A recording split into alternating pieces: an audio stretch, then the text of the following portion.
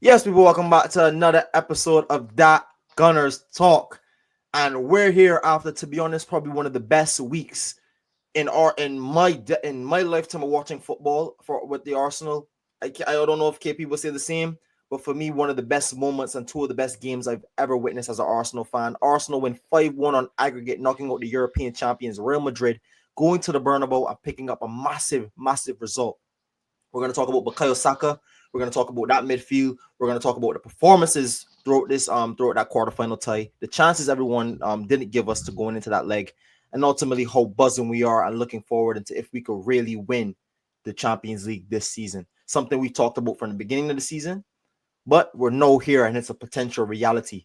Don't forget to like, comment, and subscribe to both of our channels, Gunner Street and Cape House Pause. We post Arsenal content weekly and almost daily. So if you like anything Arsenal related, hit the like button, hit the subscribe button, join the family for more conversations between both of us. And without further ado, KP, how are you feeling, my brother? Tell me. Bro, I can't lie, man. I'm still on this high, man. Like, life's been good.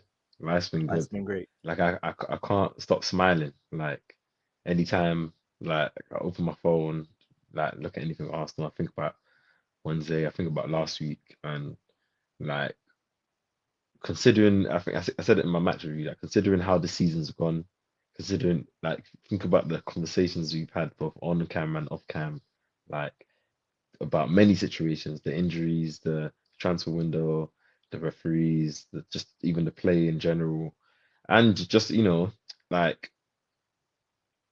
just the way we dealt with Real Madrid, like like the the fact that 5-1 flattered them on aggregate, like Really and truly, it did. is and the fact that like we've gone to the Bernabeu twice and beat them twice, like Mm-hmm. we've like I think this is one of those games where like I'm it's not like one of those like okay, we just luckily beat them and we stole a win, or we game obviously we did a game plan. Like it's one of the ones where like this is like one of those moments where like whether we win the Champions League this year or not, and obviously I'm pretty sure we'll speak about that. um like when we're looking back at this, obviously we know this team should have probably won a Premier League by now. They deserve to win one, at least last season, anyways. But this is a mark. It's like because this win is definitely going to live like in a long, long time for Arsenal, Yep. like for Arsenal's history. And it's like beating Real Madrid this season, like gives me the confidence. I'm pretty sure we have the players the confidence of like beating anyone else we're going to face in the Champions League this year. And it's it's it's the fact that like we're in the semi-finals of the Champions League, Steph. It's a madness. Like we're Whether actually in the semi-finals of the whether it's a Champions League. madness, I want to, before I even get into anything else, KP, I remember we started off before even the ball was kicked, talking about what are our expectations for the season, our players we want to talk about. I think we both said semifinals of the Champions League. To be here right now, even think we're here right now is just like wow. Like they've stepped up to the plate. Yes, we talked about winning the Premier League and maybe getting to a semifinal, but I being here right now, going into a semifinal, I'm thinking, why not? Why can't we do it? I mean, we're gonna talk about that more, but I want to start off initially talking about the manager and these players. For me, I want to start off with the manager. A manager who this tie was his make or break. This competition is right now his make or break for this season. It's not going well in the Premier League. He has a lot of criticism about him in terms of what he's done in previous seasons, in terms of recruitment, in terms of not bringing in a striker, not taking us and putting us in proper positions to win trophies potentially. A lot of people have been arguing. A lot of people still have this agenda around Arteta to potentially sack him. And I think this game just shows, like, it gives you a barometer. And this is why you always want to play some of the biggest teams in the world, because it really allows you to really look at yourself. How do we compete? How do we compare against some of the best players in the world? And this game, if it didn't tell people before about Bukayo Saka, world class, the best attacker on the pitch. You had Mbappe, Vinicius, Rodrigo. You had all types of players, all of Endrick off the bench, all types of players you want to bring up that get all this PR hype. Bukayo Saka, easily a 50% fit. Bukayo Saka, best player on the pitch, bar none. Then you look at Declan Rice. People going into that game were saying, "Oh, Jude Bellingham is going to look like 105 million when you see him." Not Declan Rice. People were talking about Camavinga. You're gonna get the Camavinga experience. You're gonna get the Chouameni experience. You look at Modric and that kind of quality and experience that team has had. Declan Rice, best midfielder on the pitch, bar none. Lewis-Skelly, he's 18 years old. I can't keep you. I'm lost for words. One of the best players on the pitch at 18 years old, playing at left back. And when I said it in my last video, people were telling me he's not generational. Well, you see players like Lamine Yamal doing what he's doing at that age, Waneri doing what he's doing at that age. I know he might not be a forward, he might not get the goals, he might not get the assists, but how can you not tell me that this is one of the best players right now kicking ball? It's a madness, KP. I've run through a list of players. I know I don't want to talk about all the players because I want to give you some space to get your praise off. But KP, this performance just shows to me why we should continue to back our boys and give our boys credit, because I know we like to look elsewhere and look at all players elsewhere, the Mbappes, the Vinis, and we wish we could have them in our team sometimes. But credit the players that played, because not only were Real Madrid trying to bully those players, Saka showed he was strong enough to stand to the bullying. Martinelli, to a man, every single player to a man stood up and said, we will not be bullied off this pitch. We are better, and we showed that we're better. 5-1 flattered them. Should have at least been 5-0, because that goal we gifted them a goal. But KP, I'm gonna let you take it off from there, man. I could go on for ages about these players, man. Give me your thoughts and opinions, man. No, it's just poetic listening to what you're saying, bro, because it's just facts. Like, end of the day, yeah, were these players, some of the players on our team have been performing at a high level, and because of the mainstream media, criticism of Arsenal, because obviously opposition fans always like Arsenal players, and obviously I'm not gonna get into it. I'm focused on you know what I'm talking about. Hyper criticize, have to hyper move the goalposts with Arsenal players in terms of whether what makes them world class or what should rate them or what, like, do you know what I'm saying? Like, so I think no one undeniably, like the players, like as you said, Saka, Declan Rice, Saliba, like players like Timber, Lewis-Skelly at 18, like performing at like against two legs against, yes, Real Madrid team, and this is not the best Real Madrid team of their latest era, but this is still the reigning champions. This is still a team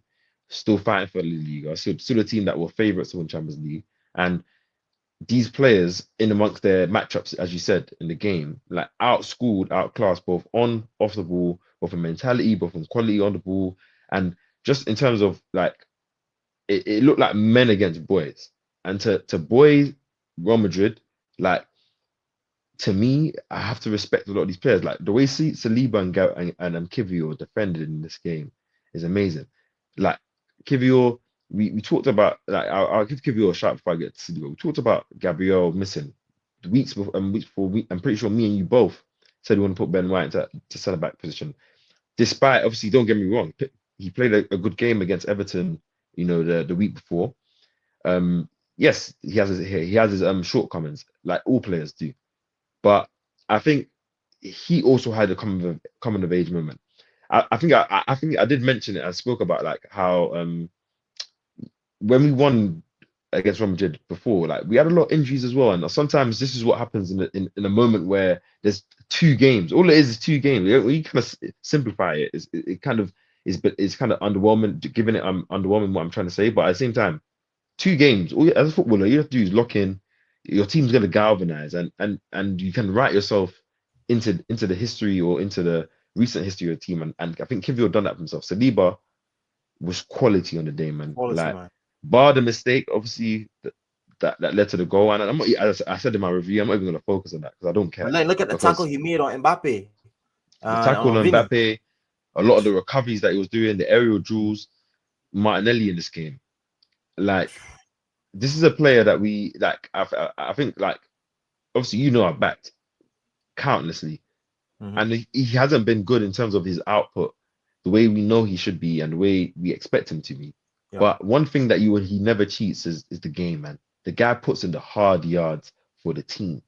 And I think him having two good games against Real Madrid, especially in his Bernabeu game, I think he was very, very good. You could see he was a confidence player, and getting that goal at the end, I think both him and Saka deserved their moment.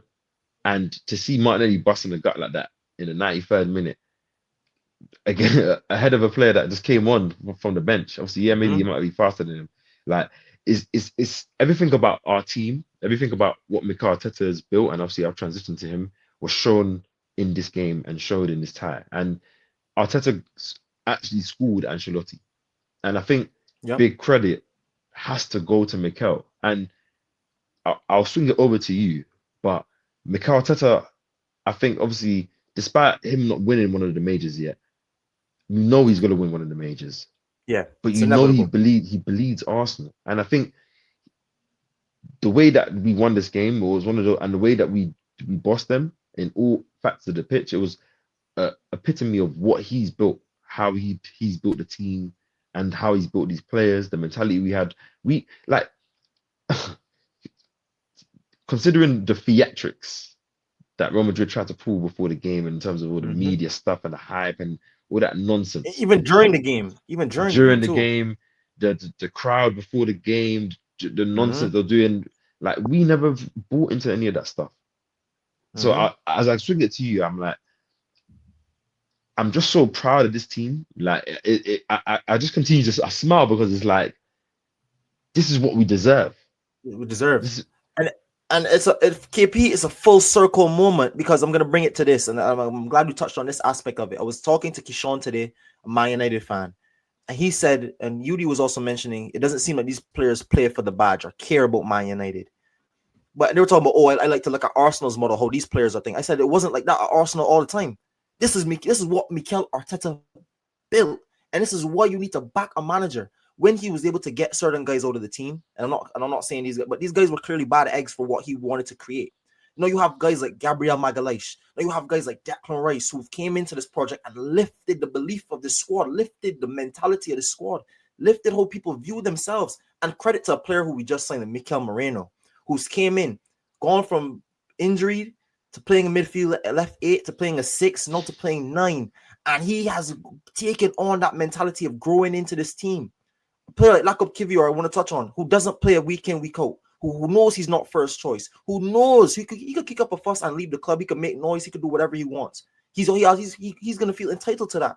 But no, he stays down, he stays 10 toes, he waits his time. And now look, I know he's going to have the rest of the season to potentially battle it out for that position, and you never know what can happen. And okay, if you want to transition it back to you again, I want to talk about the semifinals going forward. Thomas Partey picked up a yellow card, and that hurt me a lot because I thought Partey was quality in both legs, even though he hasn't gotten a lot of the praise. I thought it quietly bossed the midfield as well with Declan Rice in both legs, helping defensively and passing the ball through the lines.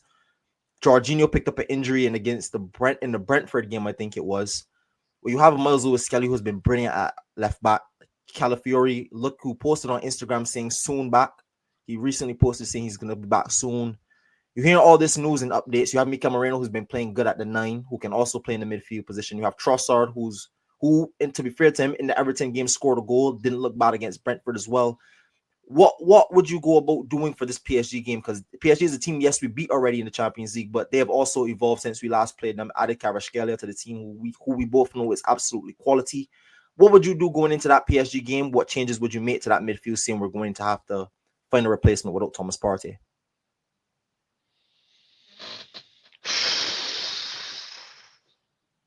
obviously I'm gonna speak now because I'm pretty sure close to the game we're gonna have conversations. There'll be more team news in terms Yeah, of who's fit and stuff like that. yeah, of So course.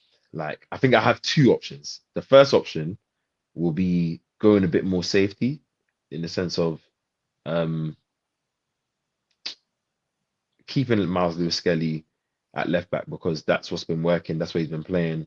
We Yeah, know Dembele is probably going to be playing on that side, or um, yeah, one of Dembele or Desiree Doué, or obviously they're quite fluid in yeah, their front three, anyways. But I would like obviously a player that's been playing in that back four to be familiar, and then I would opt with shifting Mikel Merino into the midfield, yeah. shifting Declan Rice to the 6, and then bringing in Trossard into the false 9. Obviously, the reason why I'll go with that team is because I feel like you can still like the same way Mikel used Havertz sometimes when he put him to the 8, still use Mikel Merino for the long balls, Yeah. aiming for him for the flick ons and stuff. Still have him making the late runs into the box. He's gonna still have that. he's still gonna have the natural ability to kind of get into the box because he's kind of been playing that position, obviously, albeit coming from a more deeper position. And I think also having Trossard in there, with the false, more the false 90 fluid front three kind of situation can kind of maybe potentially give PSG some problems, given the fact that we don't have Partey in there. Yeah. At the same time, I also want to try Lewis-Skelly in the midfield. I do. And if there was ever opportunity to try it, especially in a big game, I think this will be one of those games, and I think he would own it. I wouldn't want to risk Ricardo Calafiori if he hasn't had any game time before the Yeah. PSG game. And I don't necessarily love the idea of Calafiori against one of those tricky wingers. We've Desiree seen him. Doué and the Do you know what I'm Dembele. saying? And Dembele, do you know what I mean? We've seen him against a Yeah, couple of I've these. seen I'm it, not yeah. saying that I like Calafiori. I think he's good and I think he'll do well, but I don't know. And even if you switch Calafiori and Kiviu, I still don't like that matchup either. So in that case, if I want to put Lewis-Skelly in midfield, I would put Kieran Tierney left back instead because I do trust Kieran Tierney defensively for sure against wingers. I do think he can offer you that up and down sense in terms of overlapping and just being solid in possession. Obviously, lovely crossing, and that still lets you put Merino up top. So, what about you? That's just my two options I'm thinking of. So, I guess I can kind of.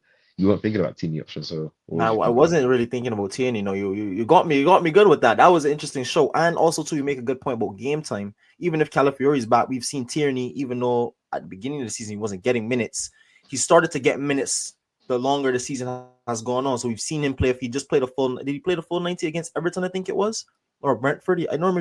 He started the game, or he played Yeah, well in the game. Brentford. Yeah, Brentford. Brentford. He started against Brentford. So I mean, hey, listen, I'm not opposed to it. I probably go with the safer option and probably keep Lewis-Skelly in that back four. I think that back four, to be honest, you don't shut out Real Madrid like that. I think he shut down Rodrigo, shut down Endrick. I back Lewis-Skelly as a one-on-one defender. I think I was reading this stat to say that he's one of the only Premier League players who have 15 starts or more that has never been dribbled past this season. So credit to Lewis-Skelly as a defender. Credit to him at 18 years old being able to take on that defensive mantle. And if you look at our fullbacks, just to touch on it again, he's very similar to Yuri and Timber, who's grown now to be one of the best one-on-one individual defending fullbacks in the world for me that I've seen with my own two eyes. So if Lewis-Skelly could continue to mold his game into that, I don't see why you shift him out of that position, especially you talked about getting those reps there, being comfortable there, and stepping up in big moments there for the club. I'd probably keep Lewis-Skelly left back. I'd probably drop Merino down, but I think Merino has been so quality in the 9. I think I'd probably go Trossard to start, and if push comes to shove, depending on what the game asks for, you can make substitutions and changes. Maybe bring on a Tierney and push Lewis-Skelly into midfield. Maybe you bring on I don't know. You have Nwaneri as well. Could play through the middle if you want to try Nwaneri in the middle. Arteta mentioned something like that. I mean, there's a lot of different options you can throw, and it just depends on what the manager goes. Could this finally be the moment, like in terms of how the game's gonna be? Obviously, I do want us to kind of. I wish Partey was playing because I like the idea of us having, the more dominant, physical midfield. Even though they do have the technical. At least we're gonna have it. At least we're gonna have it for the away leg. The home leg this is where the home leg I think favors us at home. We're still gonna be at home, so we still should win that game. I'm thinking, is this a game like?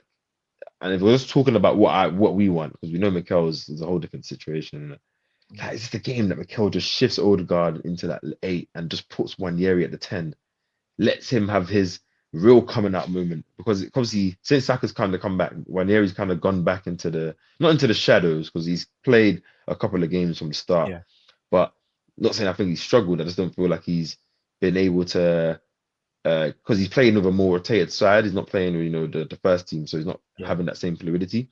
I'm thinking it's the game you put him in the 10, put him in the midfield next to Saka, put Odegaard more deeper, like he can kind of dictate the game alongside Rice, who, as we know, isn't necessarily his biggest strength to dictate a game from deep.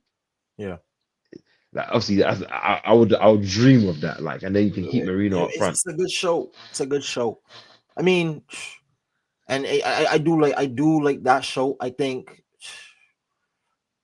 we've talked about it so much this season about Nwaneri playing a 10. It's something I would love to see. Though Arteta, where do I think it falls under Arteta would do it meter 1 to 10, 10 being he definitely do it, 1 being he would never do it, or not would never, but he won't do it. I probably say the likelihood of it is maybe a 3, maybe a Yeah, I 4, agree. 3 I or agree. 4. Because I mean, there's been so many opportunities this season for him to do it, and he's never done it. So Yeah. for him to do it against PSG, a team that has a really good tricky midfield. A lot of people have. I saw one guy, Aaron. I can't remember his last name as well. He's a Man United fan. He posts content on Instagram. He said PSG is the most balanced midfield he's ever seen in his entire life.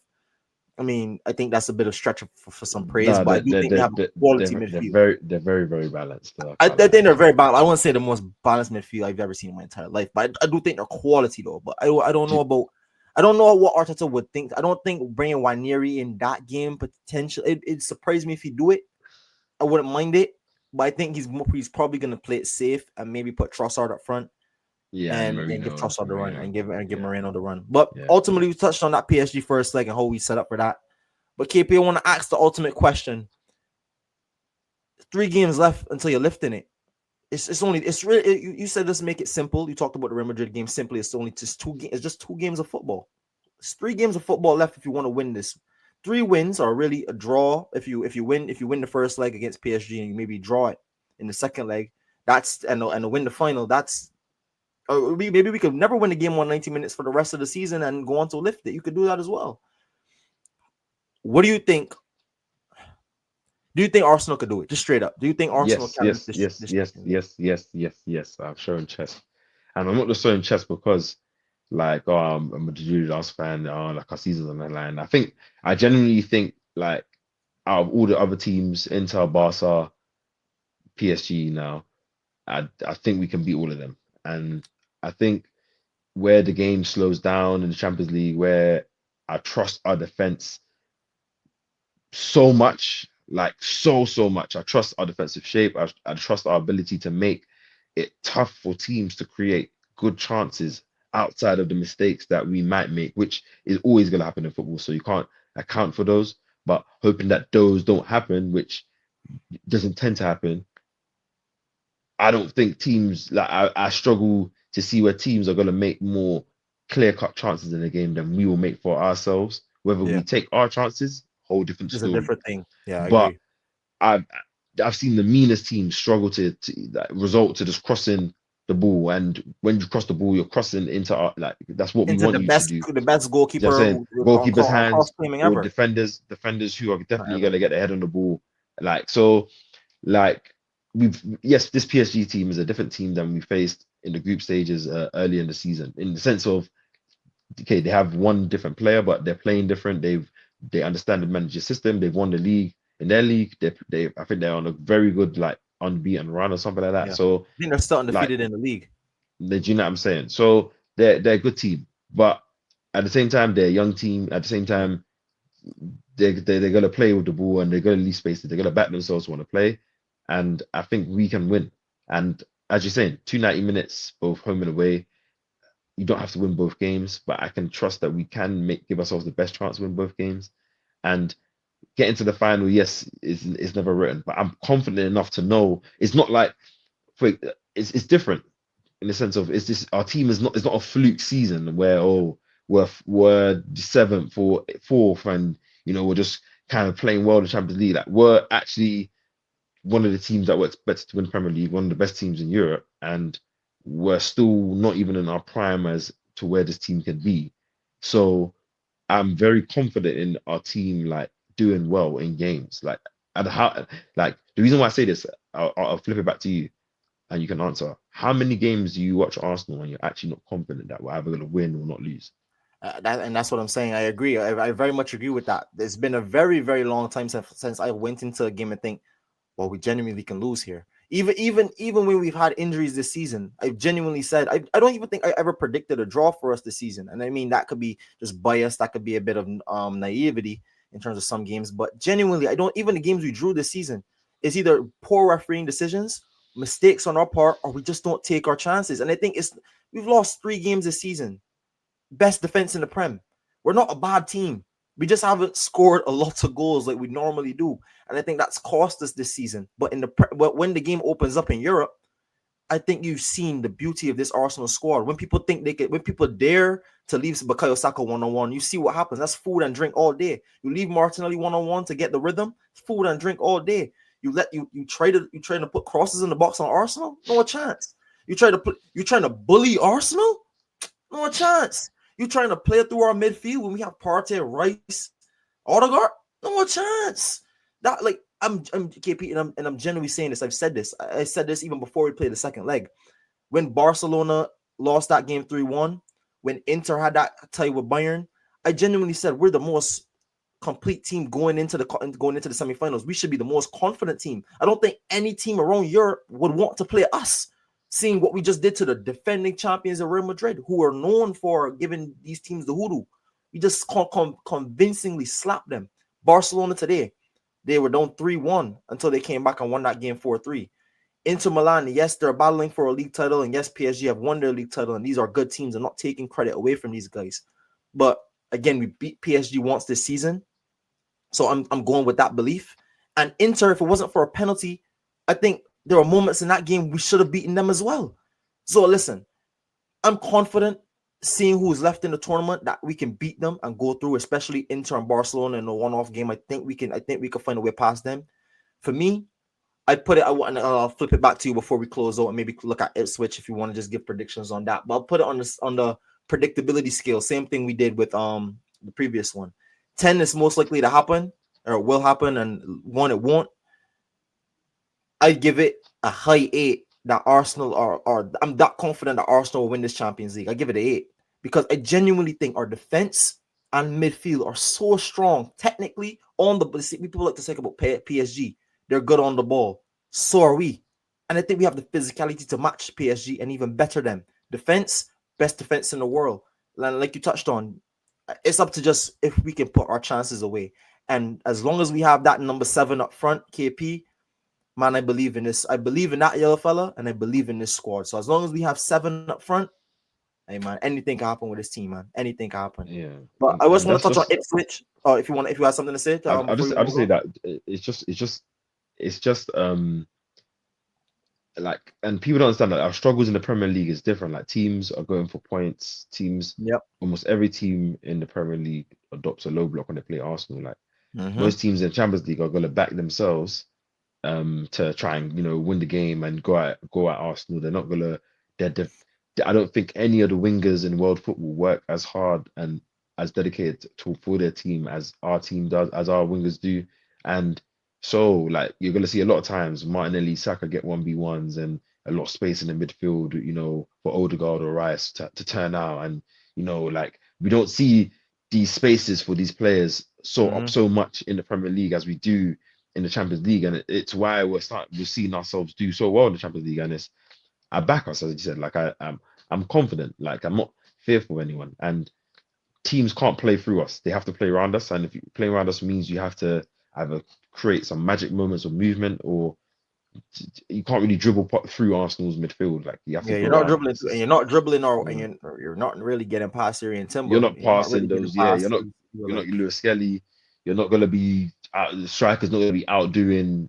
And I don't think PSG have a striker. They don't play Goncalo Ramos from the start, so it's not like yes, the false 9 creates a different situation, but in our shape, I think it's okay. So yeah, like I think we're going to win the Champions League, man, and I hope we do. I'm not saying okay. Let me not say I hope we win the Champions League, and I think we can win the Champions League, and I think we'll definitely get to the final at least, in my opinion. So I think so too. For the Ipswich game, I just want us to win. Just keep a certain level of momentum. I know we've got Palace in the midweek as well.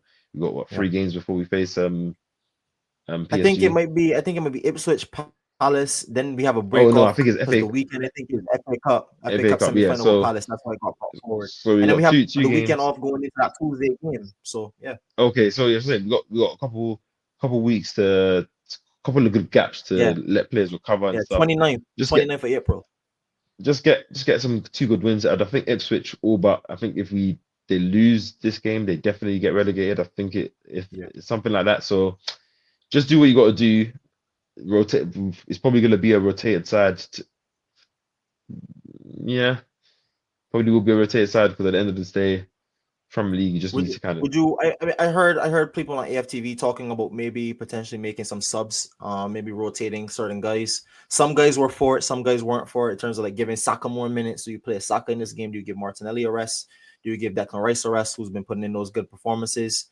I think What do you do with I Thomas think because Partey? we have two games. We have a game on Wednesday. Yeah, We got Sunday, Wednesday. It's like so. Sunday, Wednesday. Yeah, I would play a more rotated side today, and then I would play like the team that I want to see against, because that's the last game before the PSG game. yeah, So like I don't want to play them, Sunday then Wednesday. Players will get a yeah. bit too I see what you're fatigued, saying. and I then see what you're you're saying. hoping. So I rather, certain players are probably gonna have to play anyways. But the likes of Mm. Ben White, you know, Rice probably is gonna have to play this game because we don't Tierney have any comes back options. in. Tierney comes back in. You know, Trossard, Yeah, Wanyeri, yeah, maybe Sterling if you want. Zinchenko in the midfield. Just a bit of rotation, and then against Palace, kind of played the team we want to play against Madrid, just to see how that midfield might work out, because there's going to be a couple of changes. Maybe you might have to or maybe play Party in this game and then take Party out against Palace, and then yeah, see if we try a midfield that might play. But at the same time, yeah. Mikel won't want to give too much away, so I don't know. But yeah, would you change anyone, or would you leave it? No, I pretty much agree with everything you said in terms of like how I plan out the next two games. But I think ultimately what it comes down for me is securing your second place. I mean, don't I mean we've given this team a pass, and which I think we should have, for the Everton result and the Brentford result, because I think Everton we were comfortable, Brentford we were comfortable, and we ultimately ended that game as well with 10 men.